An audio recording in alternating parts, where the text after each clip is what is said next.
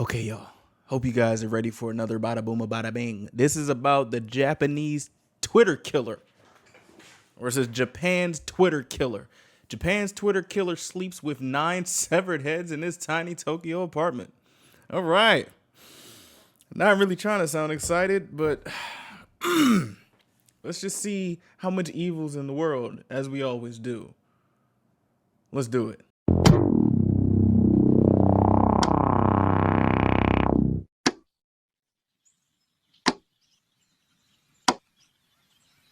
Bada bing, bada boom.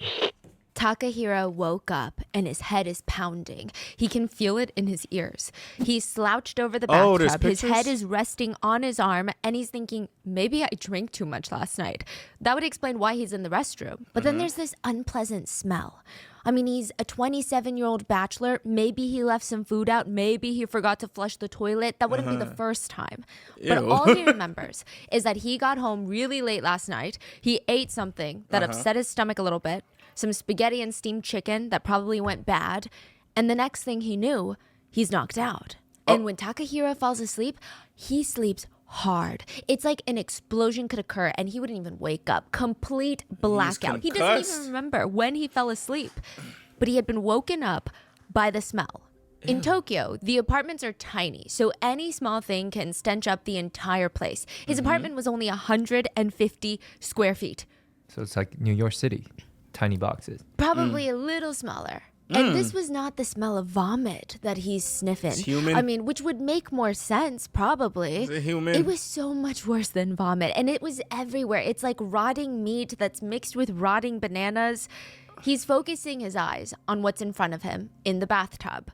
Floating in a pool of cold, reddish water are body pieces that have been cut up. Bruh. They're Like, how, like, what type of fucking scene is it? This is crazy. There's a head with long tangled hair that's completely severed off and is laying there in a bucket of kitty litter. The arms are cut off from the body. The hands are cut off from the arms. Blood is spilling out of the bathtub onto the walls, onto the tiled floors. It's seeping into the grout. Blood, organs, they're all sectioned off into different groups. Like someone was prepping a dinner, they prep different ingredients. They're sectioned off and they're just kind of floating in different sections of the bathtub. If Takahiro wasn't awake earlier, he definitely was awake now. There was no way that he could just leave this sitting in his bathroom. The neighbors are going to get suspicious. They're going to smell. The smell is eye-watering. He starts panicking, hyperventilating from the scent. Takahiro goes into fight or flight mode. I mean, he has no doubt that if he calls the police, he's going to be suspect number one because there's dismembered body parts in his own apartment bathroom. Who else is going to be the suspect? How is he going to explain this away? And he absolutely could not report this. Of course He's already not. on probation. Oh, One little mess up, and he would be thrown in prison for a very, very long time. I'm not gonna lie, bro. I don't know what I would be in. I don't know what I would do. This is crazy. This is actually like insane. If I'm on like strike 2 and I got one more and I'm out of here, fuck. I don't know. I don't know what I would do. His eyes are watering, and Takahiro desperately just like wants to go back to sleep. But instead, he grabs his rain jacket, puts on a mask, snaps on a pair of goggles. How is he going to dispose of his little friend? Or the 8 other severed heads in his living room?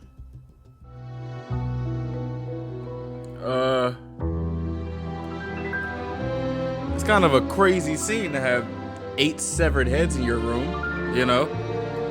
I feel like that's a little crazy. Don't you think? I think. Oof, goodness. We would like to thank today's sponsors who have made it possible for Rotten Mango to support the JED Foundation. JED is a nonprofit that exists to protect the emotional health of our nation's teens and young adults. Okay. They partner with high schools and colleges to strengthen their mental health, substance abuse, and prevention programs and systems. This episode's partnerships have also made it possible to support Rotten Mango's growing team of dedicated researchers and translators. We'd also like to thank our listeners for your continued support as we work on our mission to be worthy advocates of these causes. As always, full show notes are available at rottenmangopodcast.com. We had our wonderful Japanese-speaking researchers gather the data for this case, which included poring over books, documents, documentaries, and providing cultural context for us to better understand everything. Now, as always, comments with any case, but especially the international ones.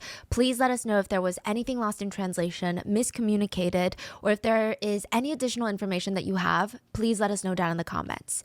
Now, before we get started, a quick disclaimer. The victims' families in the story today wish to remain anonymous. Their names and background have been leaked online. We want to remain respectful of their wishes, and we have decided to exclude all of that information from today's episode. Okay, good. All the victim names have been changed to aliases. I'm sorry for Additionally, this people. case deals heavily with mentions of self-exits and essay against one of the more vulnerable groups of the population, as well as necrophilia. So if that is something that you are not comfortable listening to, or perhaps you're not in the right headspace for, go make your favorite meal, settle down with your favorite comfort movie, and we can see you in the next one. Mr. Ono is a very accomplished author, and he's sitting across from Takahiro. Takahiro is rolling his head from side to side, and he always keeps his eyes closed. That's what he notices. Mr. Ono, do you play shogi? Japanese chess, which focuses heavily on strategy. Do you know how to play, Mr. Ono? I do, but I don't play often. Do you play, Mr. Takahiro? I've been studying shogi, but I can't play against anyone, so I write on a piece of paper and I play shogi by myself. I discovered that there's techniques that you can't master, even though you understand them. By the way, Mr. Ono, I read your book, The Logic of Murder. You know, you're really skilled at creating a narrative. I've been trying to finish your other book, Serial Killers. I've been reading it all the time. Sometimes my hands feel heavy when I have to read it, but I push through and I flip the pages. I thought it would be impolite to not finish the book, so I kept turning. Mr. Ono was not here to talk about his own books. He was here to talk about Takahiro and the past 2 months of Takahiro's life. Oh, shit. So he grabs his pen and paper and he asks, Takahiro, was it an unforgettable experience? He closes his eyes again and rolls his head. And he waits. Or rather, he makes Mr. Ono wait. I remember it well. Looking back now, I can say one thing. The smell of all 9 people, when you open them up. Nah. That's when this conversation's over. This conversation is donezo. What do you mean? Oh, fuck no. It's so interesting. They all smell different from one another. Stephanie, please. There are a few games in this world that you should just never play. The price you have to pay to play is just way too high. Have you ever heard of the Blackout Challenge? The Blackout Challenge is, I wouldn't call it a game, but some people do. It's a game that a lot of kids often play where one person in some way or another restricts another person's breathing for just enough time where they pass out for a few minutes. But that's really hard to gauge. And it sounds crazy, but it's very similar to kids sucking helium out of balloons for the same effect. They say it gives them a state of euphoria, which it doesn't. And on top of that, it gives anyone who's watching... How you know? You tried it? Have you tried it? You know, I'm gonna be honest. I used to like sniff markers, like Sharpies. I used to love that smell. I don't know if that. And I used to like smoke Smarties, like the little candies. I don't think that's too bad, right? Like kids bop drugs, you know. That person passed out, it gives them a rush of adrenaline. What are they going to experience when they black out? How is it going to feel for that person? How long are they going to be knocked out for? So for some people, they never make their way back. More recently, 15 children have died from playing the Blackout Challenge, and all of them were younger than 12 years old. Yo. That's what I'm saying. Like, how is this normalized? Takahiro used to play the Blackout Challenge when he was 12 years old. Oh my goodness. To him, it was just a fun little game that he and his friends would indulge in. And when they would come back from blacking out, they would tell each other what it was like, what they saw, what they remembered, everything. And sometimes they would even have these mild symptoms or side effects while playing the game. They're temporary, they're short term, but it's scary. Difficulty swallowing, speaking, breathing. Some of them have even noticed small red or purple dots on their face, or the whites of their eyes would go blood red from the blood vessels bursting in their eyeballs. Oh my God. And that's just what you can see. Even if you play the game once and you survive it as a kid, that doesn't necessarily mean that you've escaped its effects. I mean, since your brain is no longer receiving oxygen, you may experience memory loss. So what if one innocent game of blackout changes your entire brain chemistry? It does something to your brain. What if it scars you for the rest of your life. It turns into a murderer? 30 forensic experts were crammed into a tiny 150 square foot apartment in Tokyo. They're back to back, rubbing shoulders. Everything has to be done carefully and meticulously. I mean, they had never seen anything like this before. Check the box over there. One of the forensic specialists walks over, opens the lid of a storage box next to the couch. It's filled with cat litter. They start using their brush to scrape away some of the cat litter, and Cat litter is used to like cover up smells, no? few inches down. I found one. They see a forehead. Oh. They brush away more cat litter. Oh, God. A severed head is staring up at them. This was the 9th one. Fuck. The experts went through all the boxes stacked neatly on just one side of this lofted studio apartment. And each time they opened a box, they found more evidence. The evidence was logged and listed as Box 1, 2 heads, discolored pale green with protruding eyeballs. Both eyes open and eyes are cloudy. Yeah, Box 2. Of course, it's all fucking women, bro. Like, come on, dude. 2 heads, one leathery and slightly brown on some parts and greenish yellow on other parts. The other head, reddish brown with closed eyelids. Box 3, 6 human bones and 8 pieces of meat that appear to be internal organs. Box 4, 31 human bones, 1 head has dried and turned brown, eyes could not be identified. Oh, what? Box 5, 77 pieces of human remains. Box 6, 32 pieces of human remains, 3 heads, of which 1 has tape on the lip area. Box 7, human bones, 1 head brown in color in the process of, quote, drying, covered with adhesive tape. The bones were stacked into the boxes neatly, like a game of Tetris, to maximize space. And in total, the police found 9 severed heads in a 27-year-old's Tokyo apartment. Did you test the blender? Yes. Positive for blood. Ew. 2 months before this, Allison was given very clear instructions, and she was all in. It's the middle of summer in 2017, and to her, this was going to be a very pivotal moment. She's got everything that she needs. Or rather, she's got everything that she needs to get rid of. She is about to make an irreversible, life-changing moment, and she's feeling doki doki. So that term means extremely nervous, but it has 2 connotations. You can use it in a negative way, like when you get called into the principal's office and you feel kind of nervous because you're like, I don't know what's going to happen. Or you can use it in a positive light because you're waiting for your crush to text you back. Allison is feeling both of those things. She's feeling doki doki in every way. She put in her notice at work. She worked at an office job that she really didn't care much for, so she just sent in an email. Today's going to be my last day. Once that was done, she shuts her laptop, pulls out a blank sheet of paper, and writes a note for her family. This was probably the hardest part, but the instructions were very clear. This step was so important. She was supposed to tell her family, do not by any means come looking for me because I don't want to be found. Bro, what? Allison's hand is shaking as she's writing it, and she's holding back the tears, trying not to get emotional. She decides, maybe the shorter the better. I want to live alone, so I'm running away from home. She sits there holding back her tears, staring at the words on her paper. I mean, at least part of it is true. She folds up the note and leaves it on her desk. This is where her mom is going to find it. And she keeps talking herself into it. This is the thing that makes the most sense. This is what I need to do, right? What I was told to do. And now it's almost complete. She's walking around the sunny afternoon in Tokyo, waiting for the next instruction. She's scrolling on her phone, passing the time with all these funny, cute little animal videos, and she's checking her friend's group chat. And she catches herself smiling at the group chat until she realizes, I will never be able to respond to them ever again. And for a second, she questions, am I really doing this right now? If I do this, there's no turning back. Am I 1,000% sure that this is what I want? No, yeah, of course it is. And plus, she's not alone. The person giving her all these instructions has done this so many times in the past, and they know what they're doing, and Allison gives him her full trust. I'm not liking this. She gets another message on her phone. Meet me at the train station. Before you do, throw your phone into the ocean. The ocean? She's already near the train station.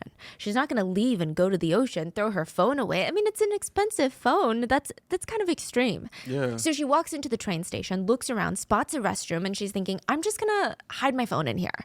She pushes in the door, and she's staring at herself in the mirror, and she's thinking, yeah, this makes sense. The ocean's too permanent. If I leave my phone in here, at least it's convenient as a backup plan if I have to come back and get it. Allison hid her phone in one of the stalls just in case. Okay. Eventually, somebody would come back for that phone. It just would not be Allison. Takahiro wakes up in the restroom Wait, with the what? body in the tub. He had fallen asleep, and his muscles are aching, and he just feels purely exhausted. His mind is clearing up, and all the memories of last night are just coming flooding back. He runs out of the bathroom. He sees a purse laying on the ground. He snatches it up, and in it is an ID. Allison, 21 years old. He remembered. I mean, of course he did. How could he forget? He killed Allison, and he remembered every last joyous second of it. Nah, All of it.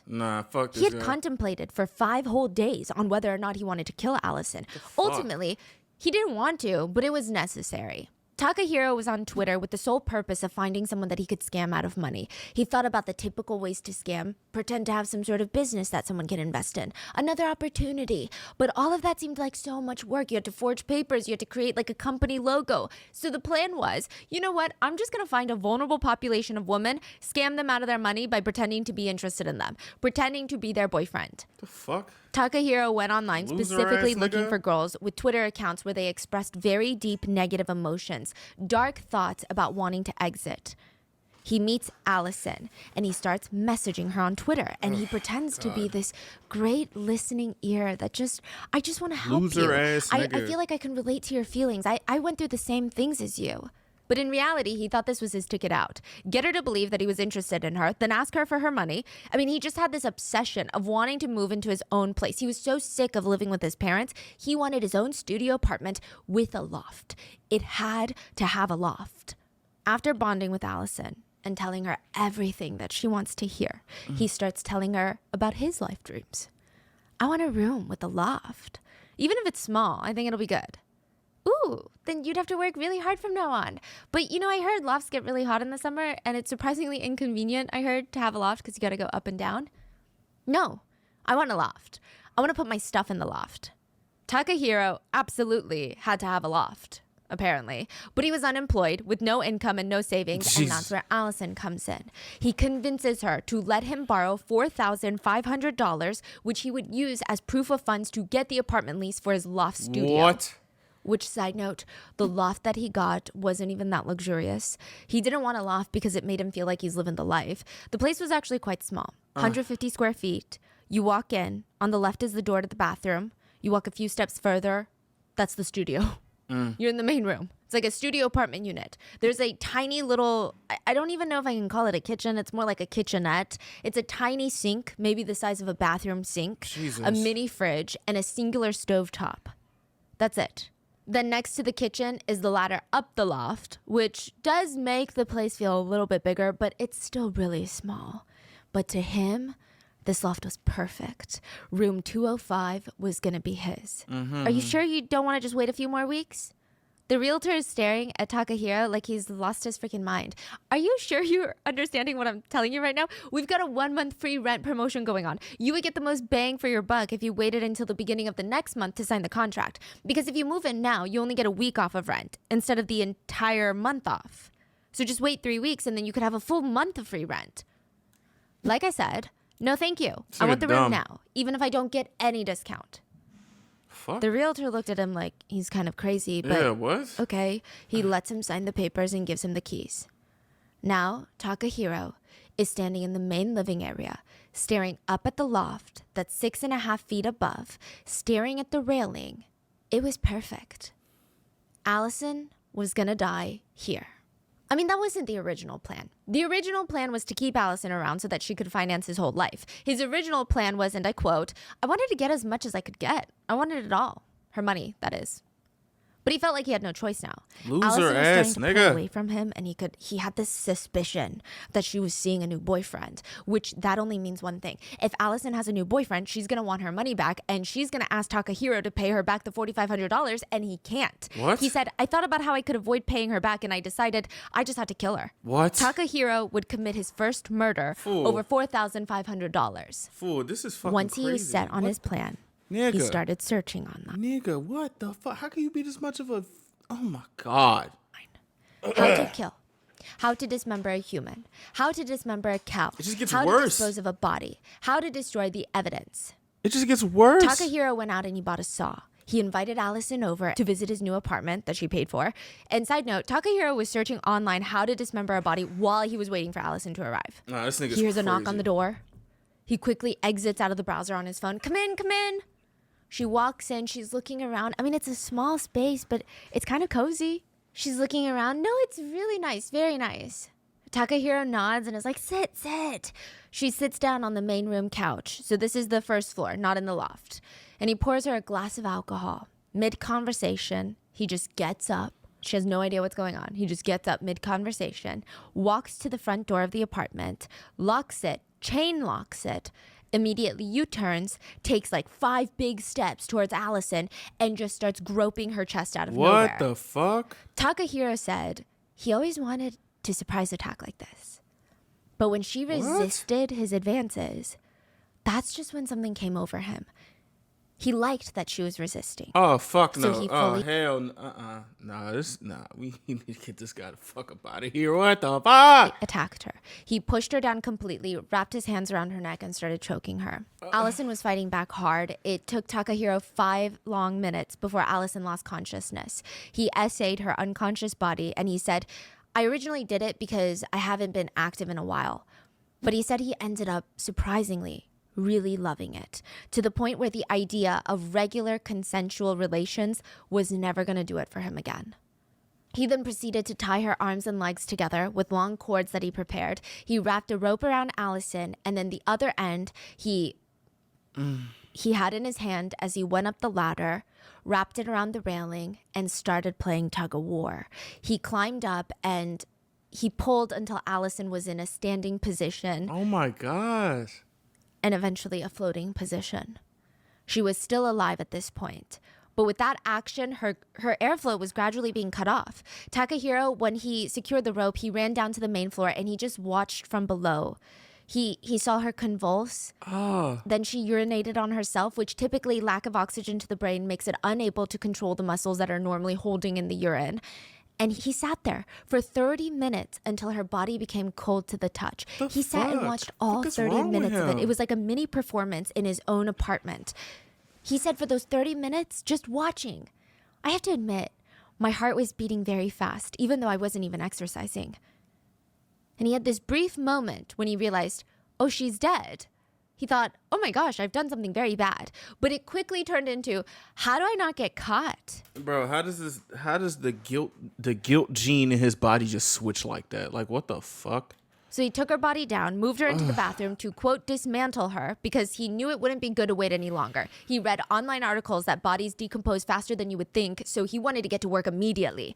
He felt like it was only natural to, quote, cut off her head and drain the blood. So he put her on her back, stared at her face as he got to work, and he got really descriptive with it, but he said the process of that, he said, you know when you shake a Coke bottle and you open it and it comes gushing out? Oh my God. That's how the blood came out of the neck. Oh God. Like you turn on a faucet upward and let the water just come up. Yeah. At that moment, the sight of that is making Takahiro dizzy. He's starting to get this raging migraine, but he's like, I gotta continue. He said, quote, the image, the smell, just wow. Still, What do you I knew mean, I had to wow? do it or else I would get caught. What do you mean, wow, freaky ass nigga? What? He parted the head from the neck and started draining the blood. He stated he cut off the shoulders. Then he severed the wrist and the hands from the rest of the arm. He parted the rest of the arm in half at the elbows. He filled the tub with water and added fresh bath salts and, quote, left all the body parts floating in there. He was about to start on the legs, but he said that he reached his limit mentally and he knocked out. Bruh, fuck you. And he describes it as, quote, sleeping like a log. He woke up in front of Allison's dead body, and even now, staring at the floating corpse in the bathtub, he thought all of it was worth it. When he wakes up, he immediately starts working on the lower half of her body, and he said he kept thinking to himself, motivating himself to keep going. I just have to do this today. I just have to do this today. He finished up dismembering the lower half and started to, quote, cut the skin and remove the meat from the bones. He placed all the meat, organs, and smaller bones into pee-pee pads, like the ones that you would get for your pet. He wrapped them up, shoved them into a Ziploc bag. Then he got the Ziploc bag, wrapped that in newspaper, and then threw them away in a black trash bag in his apartment building's trash can. That was the method Bro, he used. what? But that's just for the organs and a lot of the big chunks of flesh. And that worked for him.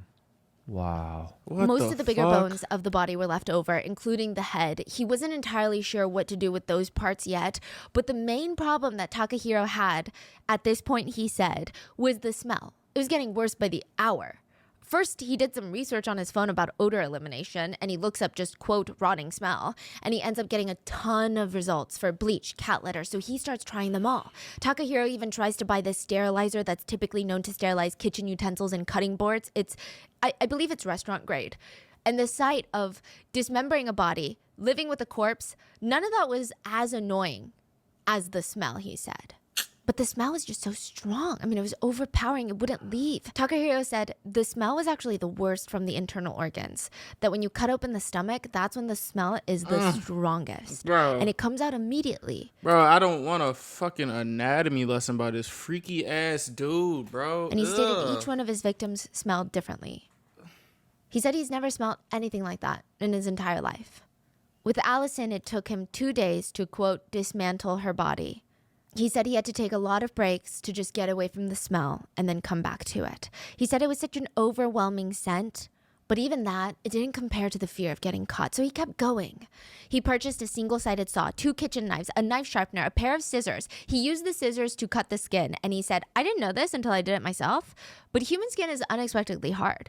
It's thick, difficult to cut. At first, I tried to use a knife, but it didn't work. It was easier to use scissors. I looked up the dismantling method on the internet, and I did what I researched. And I did it in the bathtub. So these are all from him telling this to who? Mr. Ono, the author. And some of it he told the judge during his trial later.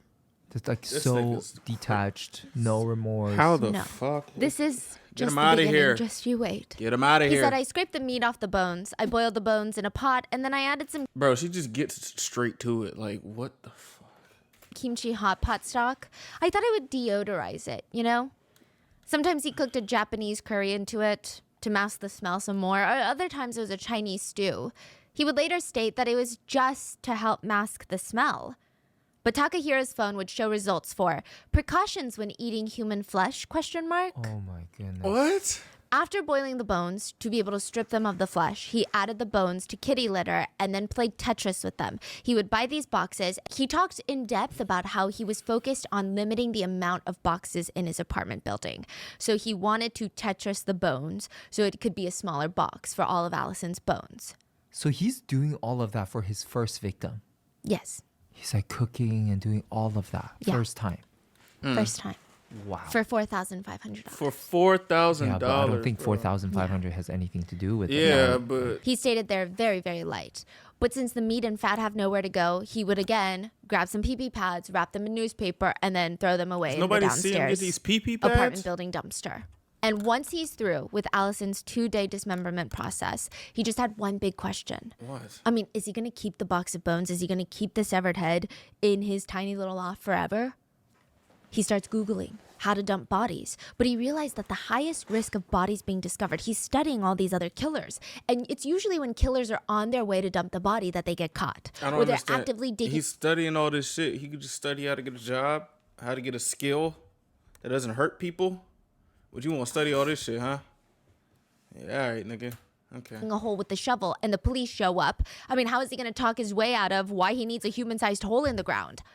But Takahiro's biggest fear was he's very nervous that a dog would come sniffing in the mountains and dig up the buried body that he worked so hard to bury. The best choice to get the body out of his apartment, he decided, was to rent a storage unit and keep the body there. But he never got around to it because there were things higher on his priority list, like Allison's best friend, Oh, Charlie. When Takahiro asked Allison to finally meet up with him in person before he bought the loft, before Allison ever gave him any money, they were just Twitter friends. Allison They're was really moots. hesitant. I mean, they're hitting it off. Yeah, they're bonding. He seems nice. He seems relatable. They seem to have shared life experiences. But at the end of the day, this is a complete stranger. Exactly. So she brings her best friend, Charlie, and he's there to make sure nothing's going to happen to Allison. He's going to get a good gauge on Takahiro as a person. Charlie was incredibly protective over Allison. Charlie, too, was struggling with a lot of dark emotions. And Allison, to him, was almost this symbol of hope. even though she was experiencing it. Allison was always the giver. That's her love language. She would give gifts.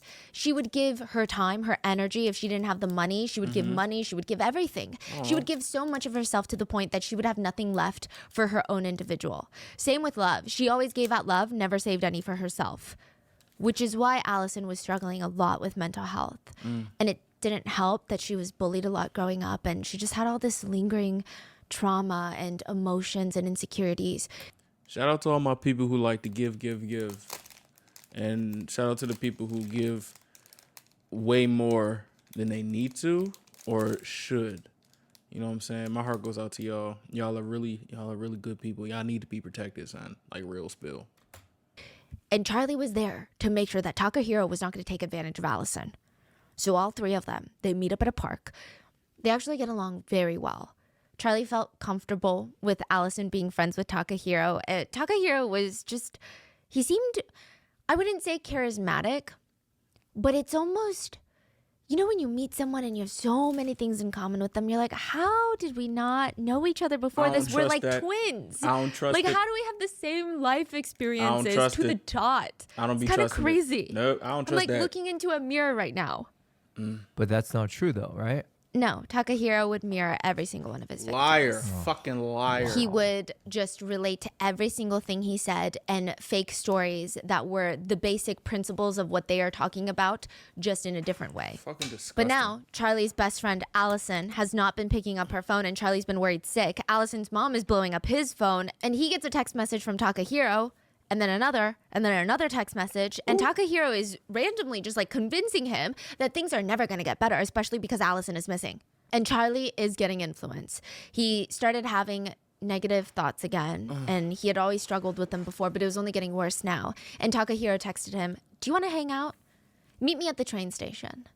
But throw your phone in the ocean first." Oh, hell no. Just like Allison, Charlie wanted to find comfort in Takahiro, but he also wanted a backup plan. So he tweeted, this was his very last tweet. "For a brief moment in this shitty life, I experienced something happy."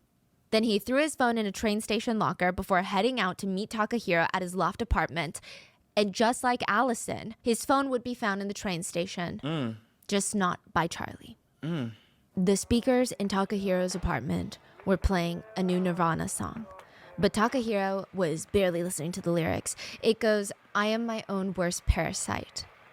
But Takahiro is busy. His arms are straining as he's trying to drag this heavy lump across the floor, a lot heavier than anything that he's ever moved across this apartment before. Takahiro grabs the rope from underneath his kitchen cabinet, makes a loop with one end of the rope, goes back to the body, and he's thinking a woman is a lot easier to move than a man. And his muscles are telling him, like, don't do it, it's so painful. Takahiro grabs the other end of the rope and climbs up the ladder. And he's now standing over the railing of his loft, pulling as hard as he can, playing tug of war. What the fuck? He's trying to lift Charlie up into a standing position. His arms feel like they're about to pop off. And it doesn't help the reason once he for feels the Charlie loft. starting to struggle on the other end of the rope. He's awake. Once Charlie is at least standing, he hooks the rope to the railing, and Takahiro climbs back down the ladder and is staring excitedly. Charlie has duct tape over his mouth and nose, and he's flinging his body around, and he's floating in the apartment trying to break free. His arms are tied together, and even though this wasn't his typical choice, Takahiro was enjoying it. It would take a full 30 minutes for him to become cold to the touch. Oh my god. Once he is, Takahiro checks Charlie's pockets, pulling out the little cash that he had, and pockets it. He also checks to see that Charlie has no phone. Good. Perfect. It's probably in the ocean. Now there's going to be no way for anyone to connect Takahiro to him or Takahiro to Allison. After all of this, Takahiro was starving. So with Charlie now in the bathroom waiting for the dismantling ritual, if you will, Takahiro sat down with a bowl of spaghetti and steamed chicken from the convenience store. And eventually he would pass out sleeping like a baby. Honestly, he was quite proud of himself. You know, sorry, Stephanie. People would... You know, one thing I do notice about people when I'm like out and about, I notice like, I wonder what that person's life is like.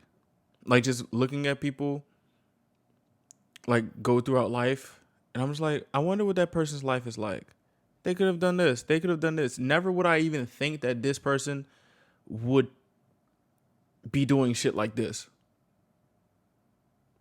this is crazy, dog. Like, what the fuck? Like, I'm just trying to figure out, like, how does it get this bad?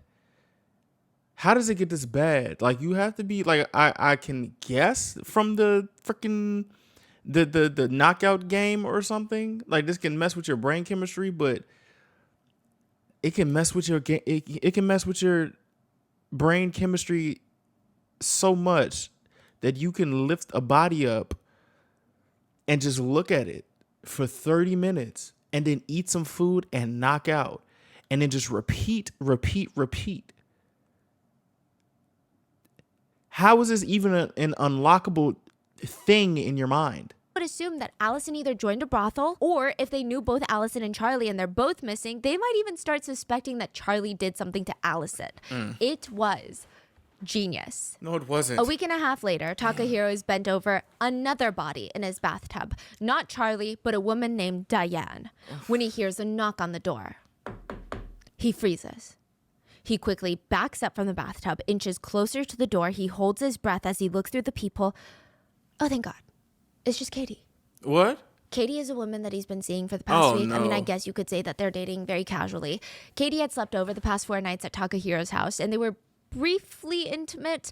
It was a little awkward because Takahiro could not make it to the finish line and was not really enjoying it. So they just both enjoyed each other's company instead of that, and she thought it was going well. But out of nowhere, Takahiro is pushing Katie out the door, talking about how he needs to help some girl named Diane from Twitter because she's struggling with negative thoughts. Which, I mean, Katie's like, I guess it's fine because I'm going to go home, check on my mom anyway. And I mean, I guess it's nice that he's a considerate person, right? Was there not blood on him? But he calls her later and is like, you can come back over. And now she's stepping in through his apartment door to his loft. And it's so interesting how our bodies get used to things. The way our eyes get used to the dark. And the way our noses block out scents that were always lingering. Yeah. Well, when Katie walks back in, she's hit with the smell. She's like, has it always smelled this pungent in here? Like, what is this smell? Ugh. Takahiro apologizes for keeping her waiting, hurries her inside. She steps in, takes off her shoes, follows him in. Sorry, just let me quickly freshen up. No, don't go to the bathroom. You cannot go into the bathroom. Takahiro looks like he's ready to jump in front of the bathroom door to fight her if she tries to open the door. And it's so strange. She's looking at him like, hello? What are you talking about? Nigga? And he closes his eyes. I might have helped the person from Twitter self-exit, and I started dismembering their body.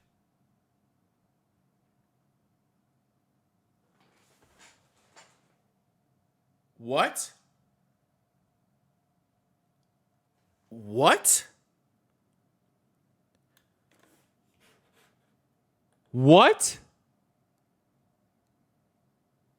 The fuck? Are you serious? Body afterwards. Huh? You what? You what? Katie was terrified. What are you talking about? Dismantling a body? Is that what you said? I mean, at least he's on it. What? I don't get it. She knew that he liked helping people and that he had a community on Twitter that he was very fond of, but she never thought it would be like this. Yeah, what? After nearly 5 days with Takahiro, Katie decides to go home, and she cheerfully tells him, I'll send you some money when I get home. Okay? Oh, hell no. He says okay, closes the door, and she practically sprints to the train station. When she gets home, she does not send him the money, but she also does not report him to the police. Girl, what are you doing? What are you doing? Before Diane, there was Allison and Charlie, but also Bella.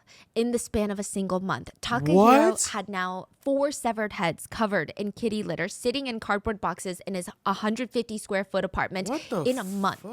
And with the exception of Charlie, Takahiro hunted his victims. He knew exactly what he was looking for. He would later say they need to at least be high school or older. If they're at least of high school age, the police don't take it seriously. More often than not, missing high school girls end up at a friend's house or at a brothel, which honestly should be alarming enough for the authorities to want to do something about it. Yeah, I was about to say, that's not something to just brush past. Like, excuse me, what? But I digress. But Takahiro was certain the police are not going to look hard for them, and they need to be vulnerable. Mentally vulnerable was the best for Takahiro. What's wrong with this? There was Allison, who struggled with being bullied as a kid, who gave Takahiro the money for his loft apartment. Charlie, Allison's best friend, who struggled with feeling positive, and even more so when his best friend vanished one day. Then Bella, a 15-year-old girl that Takahiro met on Twitter, she was a freshman in high school that was putting a lot of pressure on herself to get good grades. Takahiro reached out to her, and after bonding with her, mirroring her, making her feel safe, he graciously offered her, hey, if you ever need a place to stay to get away from all this pressure in school, you're welcome to stay at my loft apartment for a while. Then Diane, a 19-year-old college student who was supposed to have her coming-of-age ceremony soon. So every year, on the second Monday of January, everyone who becomes an adult last year in Japan, they participate in this huge nationwide ceremony. It's a public holiday to celebrate adulthood. Often people will go out for their very first drinks on that day. A lot of the young girls will wear kimonos. It's a huge deal. The kimonos are rented months in advance. It's a big day. I mean, it's a big day that every person looks forward to. Diane was going to go to that ceremony, but instead, Takahiro lured her out to his apartment. Ella was a 26-year-old mother and the only one of the victims to be married. Ella became a mom when she was 19, and she thought it would get easier, and it never did. Ella already struggled a lot mentally, and her daughter had a developmental disability. Ella had postpartum, and with all these new responsibilities and not feeling like a great mom, her self-esteem is getting lower. She feels like a disappointment. Her and her husband are constantly arguing about finances. They have a lot of love for each other, and they're trying to make it work. It's just so hard. Ella was on Twitter looking for someone that she could relate to. She would be lured to Takahiro's apartment. Of course. Fiona was a 17-year-old junior in high school. She took a 24-hour train just to meet up with Takahiro. She met him on Twitter, and she was so excited to have someone to talk to. Bro, I feel so sorry for, like, these people, bro. Like, I really hope to anybody who's, like, feeling unwanted and all these type of things, like, I really hope that you are able to find somebody that can, like, that can just make you feel safe and make you feel happy, make you feel at least content with everything, and not end up in the presence of some freaky fuck like this. Cause you don't deserve no shit like that. You really don't. You really do not. Like, gosh. She paid for Takahiro's meals that day, paid for all the cab rides, all their activities. Fiona would sheepishly talk to him about all of her problems, like how she felt so insecure about her appearance. And he would bluntly reassure her, "We are not ugly by any means." Meeting with Takahiro was actually making Fiona feel so much better. Near the end of their date, she was going on about how, maybe we can go to an arcade and get some dessert. I think I feel really good. She would end up in his bathtub. Gia was a 17-year-old student that struggled with feeling good about herself. Her classmates thought she was one of the most considerate ones in their entire grade. Like, if there was a task that no other kid wanted to do, Gia would do it for everyone. She was lured to Takahiro's apartment. Bro, like, what Takahiro would later be seen carrying a bag of her organs to a convenience store dumpster. Helen was a 25-year-old who had severe social anxiety. So somebody saw him and he just kept going? And for a while, she didn't even leave her room most days, but she was getting better. She got a part-time job at a convenience store, and all of her family said she just seems so much more enthusiastic about life. She was lured to Takahiro's apartment. This is all within the span of 2 months. Takahiro was very quickly evolving and creating a method. The process was almost the same. And just to give you context of how quickly he was evolving, the dismantling process, that's what he called it, the first time, it took 2 full days. He said he got it down to 2 hours. That is chilling. How? The process was almost always the same. He would meet people on Twitter, then try to arrange an in-person meeting where he would state he was going to help them self-exit. He would meet with them at the train station. They would never approach him. Once they spotted him, they were to call him, and over the phone, he was going to give them instructions on how to follow him home. Okay, now 10 steps to the left. He gave them directions on how to follow him out the station. So if anybody looked at them, it looks like these 2 strangers are just on the phone with different people and headed in the same direction, coincidentally. Wow. They'll continue this until they make it back to his loft unit, where everything is prepped and ready. Rope, saws, air freshener, cat litter, pee-pee pads, everything is set up for the perfect night. It's almost like a ritual of sorts. Usually the minute that they step into his apartment, he's already so excited that he can hardly contain himself. But he's like, no, I can't rush this process.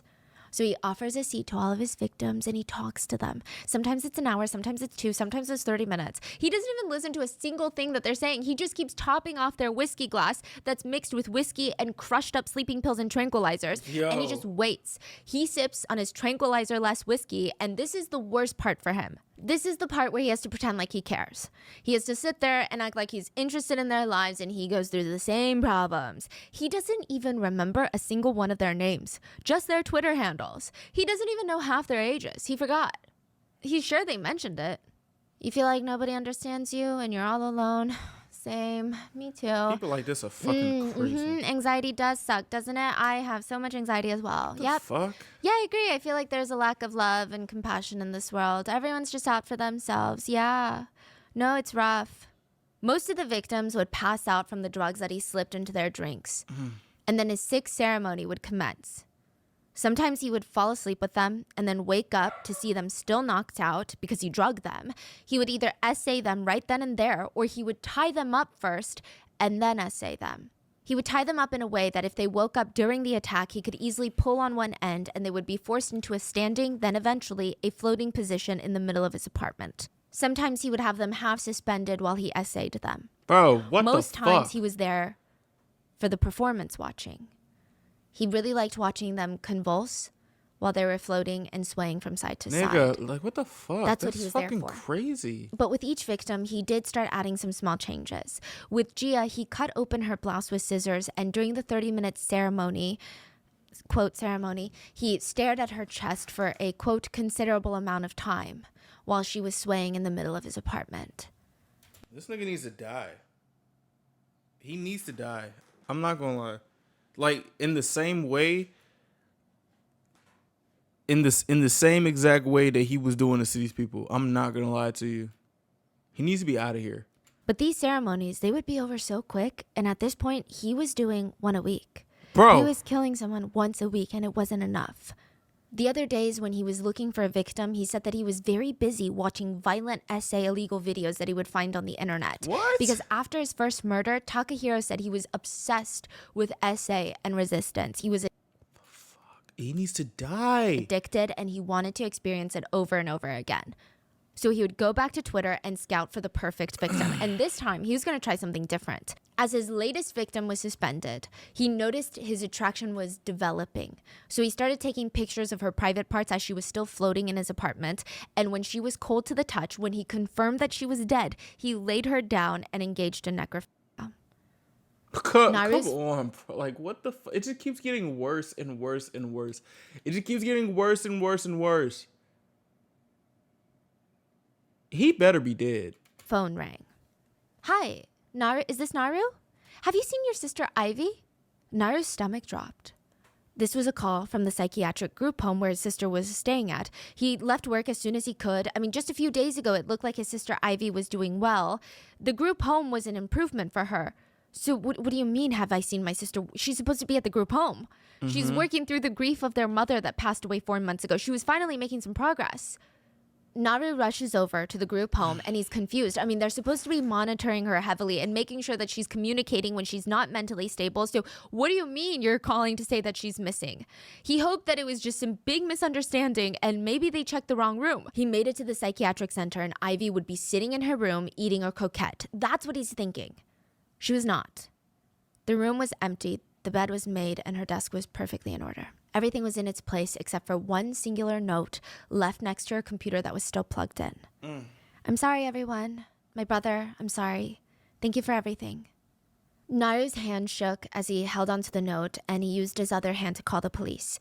My sister is missing. Please, it's urgent. She's probably going to hurt herself. But this isn't the police's top priority. They've gotten 8 calls like this in the past 2 months, just like this one. They even mentioned in Naru. Girls run away all the time. Bro, She'll be back. Naru didn't even know who else to talk to. They're not close with the rest of their family. Both of their parents are gone. What the fuck? Why would you say, yo, that's crazy. Is that really a thing? It's just the two of them most days, Naru and Ivy. Ivy doesn't have a boyfriend. She doesn't have friends that she would go see. Most of the time, Ivy never left the house. The inside of their home was her entire world before she moved into this group home. All he had was her Twitter password. Wow. Naru knew that she kept the same password for every single thing, which used to stress him out. Please, can you be more careful, Ivy? You're gonna get hacked. But now he's kind of grateful that she was predictable. Twitter.com, username I love croquettes. He enters in the password, and he was in. The very last post Ivy made was, I want to leave, but I'm afraid to do it alone. If anyone else wants to leave with me, please DM me. I'm a 23-year-old from Tokyo. It'd be ideal if you had a car. In Japan, it's pretty common for one person to have multiple Twitter accounts depending on the topic. There is one for a real account, and there's words for these. There's another one for a private account, so I guess the equivalent would be like a Finsta. There's another account that you just follow your idols or anime. It's like a fan account. And then you have a Yamiaka, which is for deep, dark, and negative thoughts. Oh my God. Most people will post on there so that they can feel a sense of purpose. They can find a community that they can relate to and express how they truly feel without feeling ashamed about it. Users of Yamiaka, at the core of it, they just want someone to talk to. And they were going missing. 9 young adults, all between the ages of 15 to 29, have been reported missing in the Zama, Japan area in the past 2 months. All 9 individuals would have a Yamiaka Twitter account, and all 9 of them would have been in contact with 2 specific Twitter accounts, Suspension Pro and Shinitai, which translates to want to die. Naru's hand was gripping the mouse so hard his knuckles are white. He reads his sister's last post. I want to leave, but I'm afraid to do it alone. Naru knew that Ivy was having these thoughts, but he didn't know she was using this account to talk about them. He doesn't want to believe it. I mean, they had plans to get drinks together next month when she got out. They were planning to go all out for Christmas this year. That was something that they were looking forward to. He promised to make her the fried shrimp that she was craving. What? Naru made a post on her account. This is the brother of the person who made this account. The last time I was in contact with my sister was October 23rd. We talk every single day without fail, but she has stopped responding. Just a week ago, she was looking for people to leave with through this account. I didn't know this until now. Can anybody help me? He waited for any responses, but in the meantime, he kept investigating. In Ivy's previous threads, he saw a user, Shinitai, replying to Ivy, his little sister, saying that they could leave together. There were some private DMs where Shinitai wrote, suspension is the best option since there is a smaller likelihood of failure. Naru keeps digging and he finds more. Another account that replied to her, Suspension Pro. It looked like he discovered a secret life of his sister's. Like, why would she not talk to him about these feelings? Ivy had always been one that didn't want to burden her family, but Naru thought that they were on the same page. And who are these people that are reaching out to her? Ivy sent a message to Shinitai. I'm excited. I mean, it's not that I want to leave, but I just want someone to listen to my story, to support me. Maybe I just want a friend. Naru was putting the pieces together. His baby sister and this random guy on the internet were making a pact to leave together. He quickly messages them, privately begging them, if you see this message, do not do it. This is Ivy's brother. Please stop everything. Pause. Naru keeps refreshing the messages until a blue checkmark pops up under it, signifying Shinitai had read his message. He's anxiously waiting for a response, but instead, the blue checkmark turns gray. Oh, no. Which can only mean one thing. The user read his message, then went to his settings and turned off read receipts. Oh, no. Oh. Whoa. Why would he do that? Yeah, and the brother saw all of that. Yes. Oh, shit. And that was the signal that he needed to investigate this guy. Ah, yes. Because okay. this guy is very much alive, but he cannot get in contact with his sister. Another tweet popped up on a girl, Yumi's phone. She was not familiar with the I Love Croquettes user, but a friend of hers was tagged in it. Can anyone help me find my sister? I think she was last seen with this Twitter user, @Shinitai. Yumi stared at her phone. That's the guy. Or at least she thinks that's the guy that Yumi has been messaging, the guy that she went to dinner with. But she knew him as Suspension Pro. 2 different usernames, but reading the tweet, Yumi was certain that they're the same person. I mean, just thinking about that dinner was giving her the chills. Yumi went to this dinner with this guy thinking that they're meeting up to talk about leaving together because, well, she wanted to leave and he was going to help her do it. The whole point was you almost want someone to guide you to the other side and be there for you in your last moments. And as strange or as twisted as it sounds, Yumi just wanted someone to relate to. And maybe since he claimed that he had helped so many people leave and she felt like she could trust him. Maybe he could just understand what she was going through to begin with. But that dinner was weird. He didn't seem like he cared in any sense. He was just so excited about the fact of suspending someone. That's it. Not only that, after the dinner, Yumi discovered something really bizarre. There was another account trying to talk to Yumi, Shinatai, who was encouraging her to go see Suspension Pro for her, quote, needs. Suspension Pro wanted to help her successfully complete the action, whereas Shinatai said on their Twitter account that they were looking to leave with other people. But reading their messages, their cadence and everything, Yumi felt like they're the same person. Like she was certain they're the same person. Yumi immediately messages Naru, Ivy's brother. I've met with the same man that your sister was talking to. Yumi and Naru get into touch, and Yumi was determined to do whatever she can to help him and his sister, and she told him the guy had really weird instructions he would give, like leave a note for your family, tell them not to come find you, throw your phone in the ocean, meet me at the train station, don't say hi, follow me at a distance. Like, bro, what the fuck? I didn't want to do any of that. It was just, everything was so weird. He was really creepy. He also kept asking me how much money I make and how much money I had saved up, and he kept bragging about how he's helped so many other people. She was super weirded out by the conversation. During dinner, she told Naru that she just paid for the meal and got out of there. This shit is fucking nuts, bro. Like, this nigga deserves to die. I'm not gonna lie to you, bro. Please, let's meet up again. And Yumi would. Halloween night, 5 police officers were cramped in a small hallway in front of Unit 205. They're silently shuffling their way into the atrociously smelling hall, and they're glancing at each other, and they're like giving each other the go-ahead hand signals. They're knocking. They hear footsteps on the other side of the door. The handle is turning. The door slowly opens. The smell is intensifying, and in front of them is 27-year-old Takahiro. Niggas is there. His hair is parted. It's slicked back. He's wearing a simple gray crew neck and black eyeglasses. He looks like one of the countless college students that you would just walk by on the streets of Tokyo. He looks nothing special. He doesn't even seem surprised that there's a whole police station standing outside his door. Do you know where Ivy is? Police knew immediately that Takahiro knew exactly what they were asking him. Exactly. His demeanor immediately shifted. He started looking nervous, clamming up. He went through a whole roller coaster of emotions. And then he went to calm, expressionless, completely blank. And he opens the door wider, sticks his finger out, and points at one of the 9 large boxes stacked on top of each other. So this nigga is just, he really is proud of this. Like, he really needs to be gone. No, real spill. Huh. She's in there. Bro, what? Ivy was Takahiro's last victim. He pauses for a second and he tells the authorities, I murdered 9 people.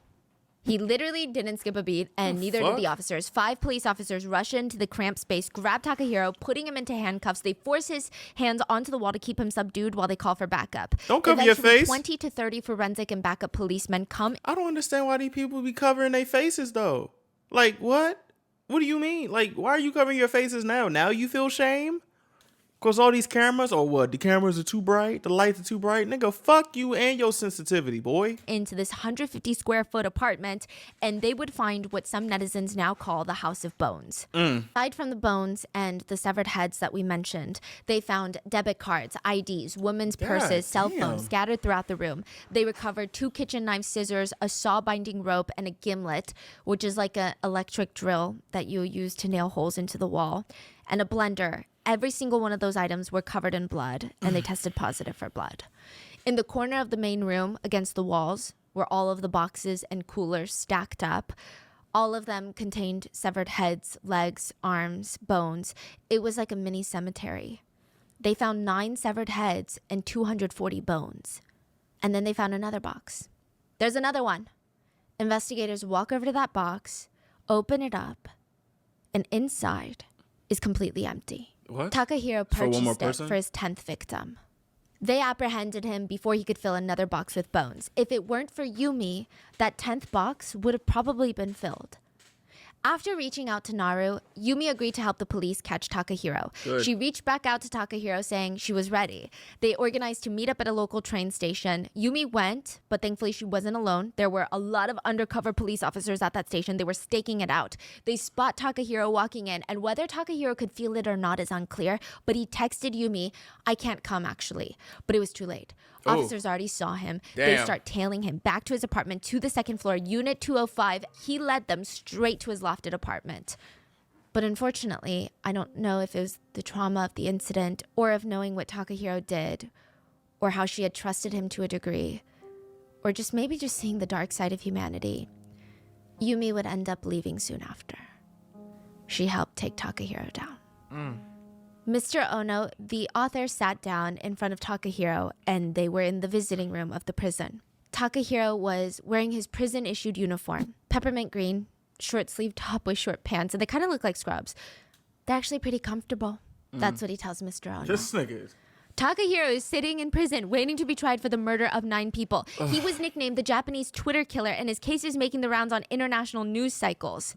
This was Mr. Ono's second visit to Takahiro. Mr. Ono, after your last visit, I suddenly thought of you. So I drew a portrait of you. What? He slides over a piece of paper with the drawing. It's extremely detailed. Some people don't really notice the small features in someone else's face, but Takahiro did. It was very unsettling. So, Takahiro, Ew. what have you been up to this week in prison? Well, first of all, I drew that portrait of you. Then I played some shogi, Japanese chess. I did some strength training, and other than that, I ate some snacks. There's a snack called ready-made tamago. It's soft-boiled egg with the light soy sauce flavoring. It tastes I don't want to hear great. shit from this guy. I think it'd go better with some sake. I'm really into that right now. Side note, Takahiro only did jailhouse interviews with journalists and publishers if they paid him a gratuity, a tip if you will. He would use that money to purchase snacks. He would almost start every single session with Mr. Ono talking about food. Oh my god. Takahiro, do you buy your own bento with the money that you have saved? No, I don't buy bento, only snacks. If I buy a bento with my own money, the government doesn't give me a bento that day. What? So wouldn't that be a waste? Netizens would be upset about this comment since it's such a blatant, in-your-face reminder that he's living off taxpayer money before the trial. That is true. Takahiro also worried about COVID-19 because the initial wave was happening while he was in prison. Give him But COVID. it's not that he cared about human life, but he was concerned that it would affect visiting hours for prisoners, and he wanted people to come visit him so that he could get free snacks. He said a lot of controversial stuff to Mr. Ono while awaiting trial. Talking about another case, another serial killer, Takahiro ironically said, I think that if you can't raise children by yourself, you should leave them with someone else. I'm someone who wanted to have children, you know? Mr. Ono, recently, What? I've been making spicy ramen by adding shichimi, spicy peppers, to my cup noodles. Sometimes I can't even wait for the hot water to arrive. So I just start making the noodles with room temperature water because I don't have to wait for that. Eating is like my stress relief. There are certain foods that I fuck your consider stress my relief. jackpot. I like noodles. Fuck your Sometimes jackpot. they serve tempura soba. Those are good. Fuck your Mr. soba. Ono tries to guide the conversation back to the impending trial and the crimes to see if this guy has any sort of remorse. course He not. asks, how did it feel? I have to admit, my heart was pounding very fast at the first murder, even though I wasn't exercising. I was just so aroused by Ew. not the dead bodies, but later, after I had killed a number of people, that feeling developed and I was aroused by the dead bodies. And I even took pictures. Takahiro told the author that he was kind of shocked that he was arrested because he had no idea that Yumi was involved. When he talks about his arrest, he talks kind of like it's Yumi's fault. He doesn't outright say it, but it's almost in the subtle verbiage. The woman who trapped me called me to the train station, and when I went there, she wasn't there, and I was followed by the police as I returned home. About 2 hours after I came back, the police came in. When you were arrested, did you think that you had been set up by that woman, Yumi? No, I didn't realize until later because the investigators didn't mention the girl to me at the time of the arrest. Why would they? Takahiro closed his eyes. When the police came, there were bones and heads in my apartment. It's very difficult to dismember a person from the neck up. I tried. The face, hard to break apart. When I looked into it, I found that the bones in the upper half of the face, especially hard. So I gave up on those before I even started, and I was just planning on throwing all the heads away. Takahiro, it's often shown on TV now that you covered your face with your hands when you were first arrested by the police. Why was that? Takahiro explains that he instinctively covered his face because there were a lot of journalists present when he was apprehended. But he said that he would have shown his face if one of those reporters had paid him to. Takahiro told Mr. Ono that he had no intention of acting innocent during the trial. He said, I have no intention of arguing over the facts during the trial. However, my lawyers have done a lot of thinking. It seems like they're willing to fight. But judging by the current situation, I think that How does somebody have this much of a not give a fuck attitude? Like, I really don't like people like this when it's like when shit like this happens. It's like ugh. Like, it's very matter of factly, and it's just like, ew, nigga, you got no remorse, huh? Unless you get paid. even if we fight it out, it's not going to make a difference. So I'm going to go with Grace. My lawyer is really terrible, though. I mean, I changed lawyers before for the same reason. I asked him if he would proceed without a fight. He said, okay, so I appointed him as my attorney. But then after some time, he turned around and said, Mr. Takahiro, we will fight for you. So I filed a request for a dismissal, but it was unsuccessful. So I'm just going to have him deliver me some snacks. But I think it's very unfair. Do you have any concerns about the death penalty being on the table, Takahiro? You know, I read a lot of books, and I learned about the details of the execution. It looks painful, Fuck your to be reading honest. ability. I don't want to be in pain. I don't want to fight through the trial, though. But I also think death by suspension sounds quite painful. Mr. Ono was speechless. This again is the same man that ruthlessly killed 9 people in the same method, but he's scared of the pain for himself.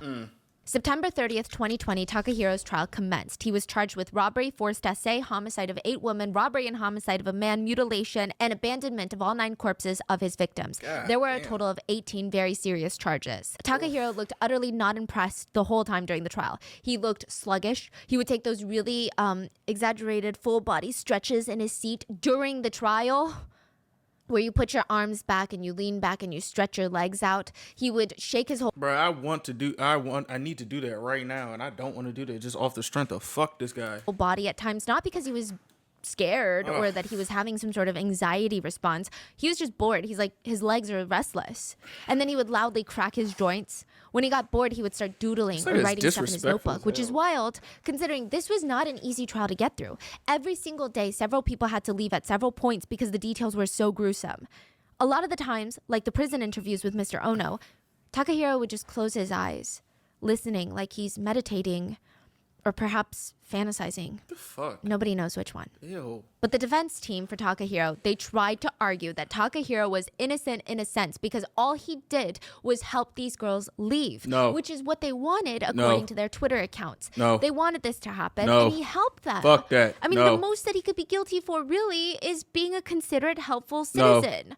Which, side note, I made that a way lesser focus in today's episode because I did see some netizens questioning whether or not it was better that he targeted people that already expressed feelings of wanting to leave, which I think is absolutely insane. And I didn't even want that to be a thing. I mean, this guy is a serial killer. He's a sadistic serial killer and he should be presented as one. And it should not be presented from the victim standpoint of them having certain thoughts or posting about it online. That's not why they died. They died because he's a sadistic serial killer. Exactly. But during the trial, it was discussed that Takahiro had 5 accounts on Twitter. They were all focused on negative thoughts and emotions. He would always pose as someone that either wanted to help others leave, where he positioned himself like this compassionate character who knew how disgusting the world was, and he just wanted to be almost like a counselor on their way to leave. Or he would pose as someone who was going through the same exact process and wanted to leave with someone. This monster was constantly searching for a new victim on Twitter. At one point, he was talking to 37 different Twitter accounts. He would be DMing people while he was in the process of dismembering a previous victim. Bro, what the fuck? All the while, he was searching up on his phone, why is assisted leaving illegal? Consensual homicide. How long does one serve for murder? How many people do you have to kill to get the death penalty in Japan? So clearly, he wasn't trying to help anyone but himself. Takahiro himself did not like the consensual homicide defense, but not for the same reasons as us. He just thought the trial was getting way too long and things would just be faster if his attorneys just were like, yeah, okay, fine, he did it. He thought that the evidence was way too much and this was pointless and it was a waste of his time. He was straight up asked what kind of woman he looked for on Twitter. They should give him the death penalty, bring him back to life, and do it again. I'm not gonna lie to you. I'm not on no type of save people or not one of which definitely, no, fuck this guy. Fuck him. Fuck And him. he said, women who were depressed, I mean, it's easier to seduce women who are troubled and make them do my bidding. Takahiro would take the stand and answer questions that the prosecutors, so the other side, would ask. And when his own defense attorneys would ask him questions, which defense attorneys will usually ask questions for the jury to hear a very specific answer because it helps their client. So any question a defense attorney typically asks the defendant is going to be favorable for the defendant. But Takahiro would just ignore his attorneys. They would ask him, do you hear me?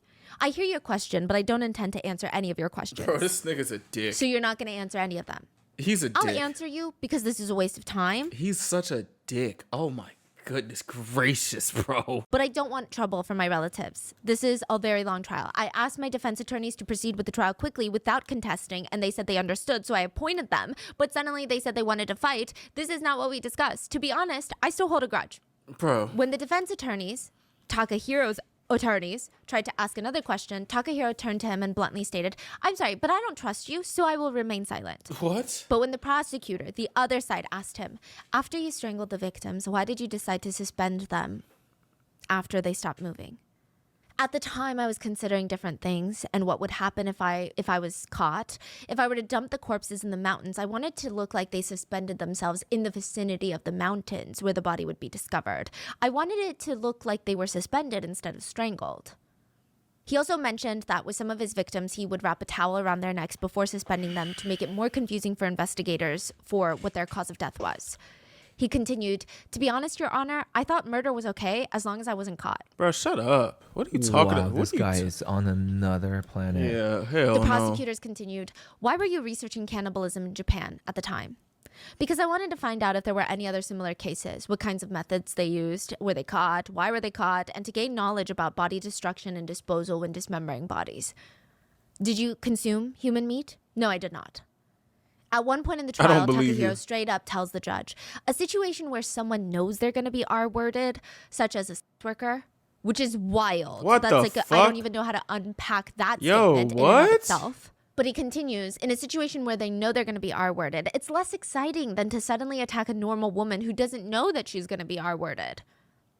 The judge tries to clarify. The fuck? As far as you remember, Takahiro, is that what you were motivated by? Is that what you were aroused by? Suddenly touching a woman's chest when she was in a normal state, or licking a fainting woman's chest, to be honest? Yes. The judge interrupts. "I don't think a typical R-word situation would cause fainting, so why did you make your victims faint?" "Because I could foresee that they would scream or become violent." "Do you have any interest in relations with a woman who does not resist? Or is it just resisting?" Just resisting. I felt pleasure in relations with a woman who was unconscious or tied up. I was not bound by appearances or age to a certain degree." Takahiro does answer a question from his own attorney, and that was, "If you hadn't been arrested, what kind of life would you have had?" Now, I would imagine that most defendants would say something along the lines of, "I would have lived in guilt and likely turned myself in. I would have stopped. I would have found religion. I don't know. I would have stopped because it was becoming too much for me to handle mentally, and I realized that I was a deplorable human being." Nah, fuck but that. Takahiro closes his eyes and responds, "I plan to take the bodies out of my room, bury them in a rental room perhaps, or in the mountains, terminate the lease for the loft apartment, move out, move into the room of another woman that I found on Twitter, reset, and do it all over again." I can't. Nah, this nigga is Do crazy. the killings again? Yeah.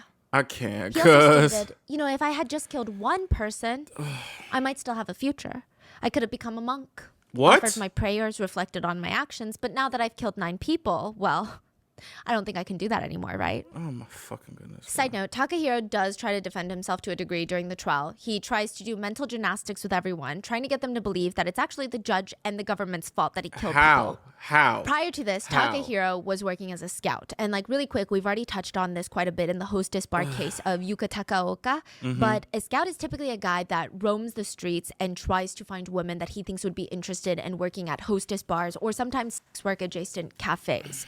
If they're interested, he's going to bring them to whatever cafe he works with. And if they like her, they're going to have her start working there. And Takahiro gets paid a finder's fee, which makes it sound like a mutually beneficial relationship to a degree. He gets her a job, he gets paid. But at the same time, scouts will gaslight, trick, lie to girls about what type of job they're going to work. A big thing is many scouts will pretend to date a girl that he meets on the street and then convinces her, "Babe, please go work at this hostess bar for us, for our future." He keeps them working, and then they'll ask the club for more commission off her earnings if she does well. They will find the girl's vulnerabilities and insecurities and basically exploit them, saying things like, "Don't you want to work harder for me, for us, for our future?" Takahiro was a shady scout. He wasn't a very good scout, but he was a shady one. Allegedly, he told a fellow scout that he preferred minors because they were unaccustomed to life, aka they were easier to manipulate. Takahiro was arrested for scouting and he was on probation when he started killing. He said he only killed, he just wanted to R-word women. But he had to kill them because if he got caught for R-wording, since he's already on probation, he would go to jail. So the only reason he killed them was technically the government's fault. Because if he hadn't been on This nigga probation, he wouldn't have dumb. killed them. He would have just R-worded them. He's dumb. He's fucking stupid. He said getting caught at that time was a big deal. If I hadn't been caught, I think I would have continued to be a scout without committing any crimes or anything, which I liked being a scout. To put it simply, it was a job where you can just lie on the couch and talk to girls. It's fun. It's lucrative. Anyway, I couldn't go back to working as a scout because I was on probation and I didn't feel like working a real job. So I thought, theft? But then I couldn't think of a way to steal money. The only thing I could think of was to use a woman for money. So I found them on social media. Then I met Allison and then I wanted to R-word her, found out she had money, I killed her. He also blamed Twitter, stating that it was very easy to approach vulnerable people on Twitter to deceive them, and that's why he did what he did. Takahiro stated that his primary motive was money, but nobody believes that. When asked about the crime itself, Takahiro stated, "My heart was pounding from a guilty conscience, but I felt a thrill of doing something wrong. It felt good to have intimate relations with this type of thrill.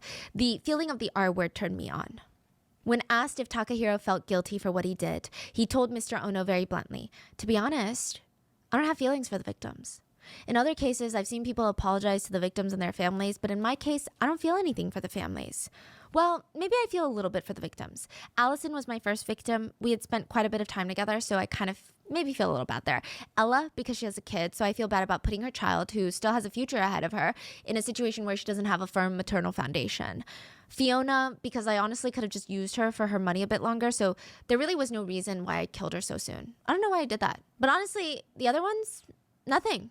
As for Ivy, the one that he essayed after her death and engaged in necrophilia with, he said he felt bad and he regretted killing Ivy only because it led to his arrest. Because Ivy's brother led to his arrest. So he regrets killing her because it got him apprehended. But for the others, nothing. He said he doesn't really know them. He doesn't even know their names. He found out during the trial. He only knew their Twitter accounts. So how could he feel regret for killing them? As for the death of Charlie, Takahiro said he actually felt proud that he was able to overpower Charlie and kill him, his only male victim. But Takahiro's mom would state, "My son is too timid to even kill an insect." Shut up.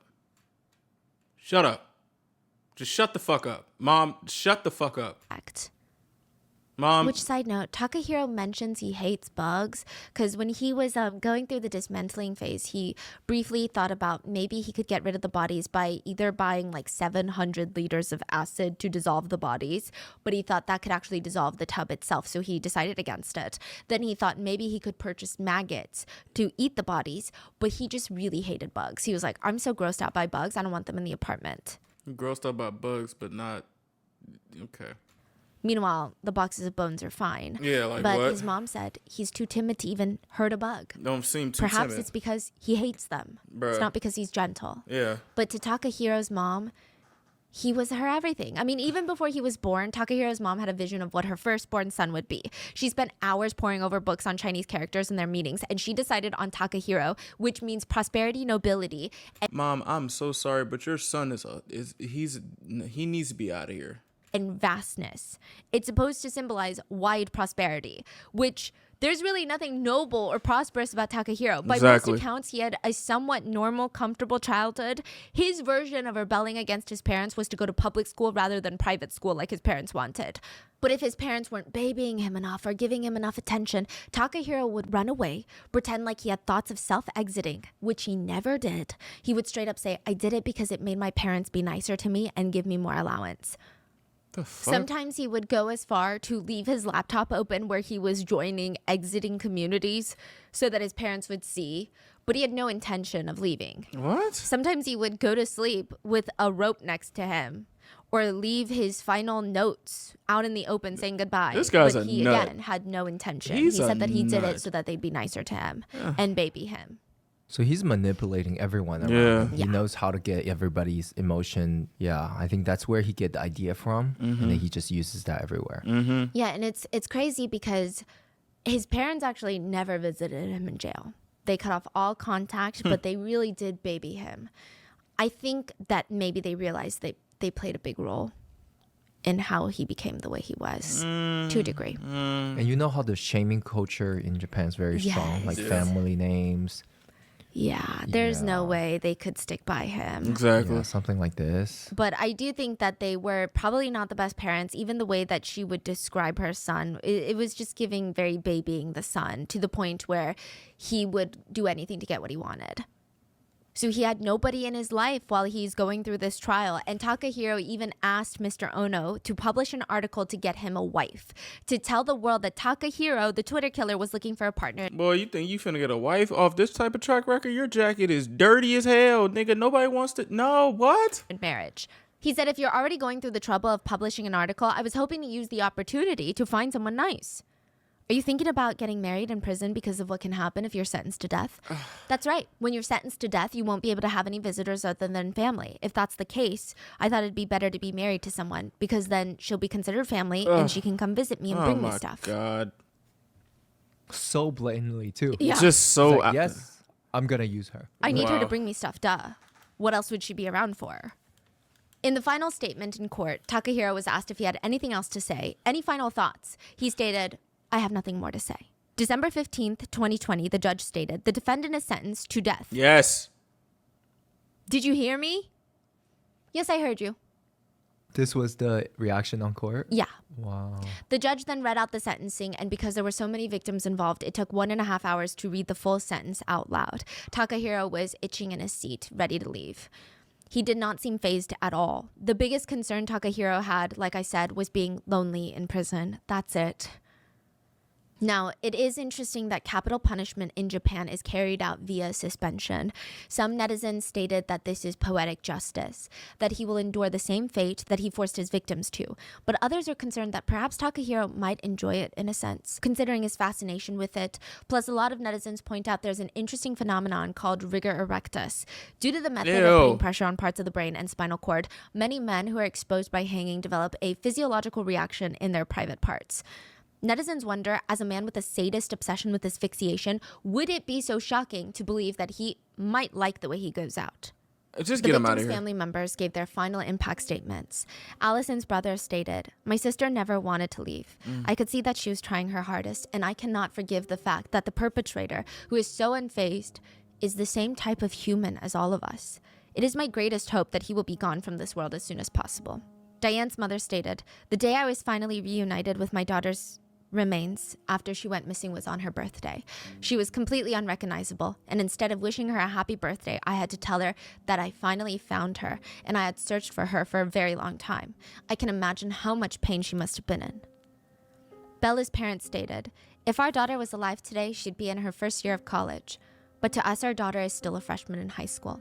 No matter how much we want to see her grow up, time remains stuck in that day. Our daughter's life cannot be compensated with the perpetrator's life. Even if he is sentenced to death, we want him to suffer until the very last end. That is our wish.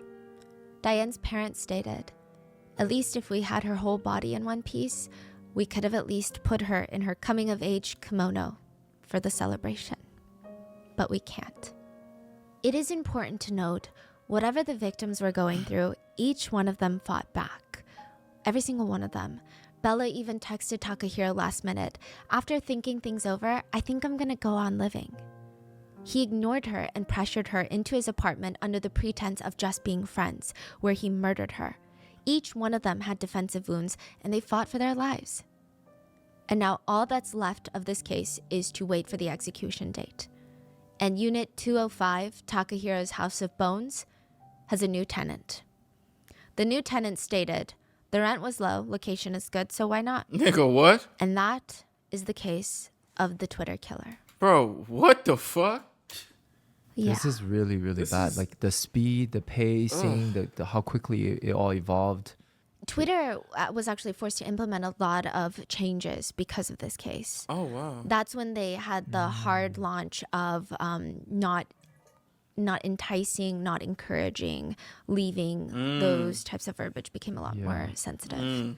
But what are your thoughts? And please stay safe. And I will see you guys on Sunday for the next episode. Bye. Did they get him out of here? Let's check. Let's make sure, because I don't think she said what date he got out of here. So he not dead yet. Oh wow, that's okay. Hey man, I'm gonna be honest with you, bro. This nigga, I can't. I'm just trying to check to see if this nigga dead. I'm not even gonna lie to you. Need to get this boy the fuck up out of here. Wow. He's still awaiting death row. Wow. I'm not gonna lie to you, bro. I just don't understand how it can get this bad. And I don't understand how someone can be this, like, just disgusting. You know? Like, I just, my mind can never wrap around it, ever. I really hope none of y'all experience no shit like this at all. Because this is fucking nuts, bro. Like, I feel like I just about to just throw up. This is disgusting. Y'all, please stay safe out there. What the fuck, bro? Like, ew. Real spill though. Like, my heart goes out to you if you're feeling lonely and having those thoughts. I really pray that y'all do not experience no nasty dude like this or anybody. You don't deserve that at all.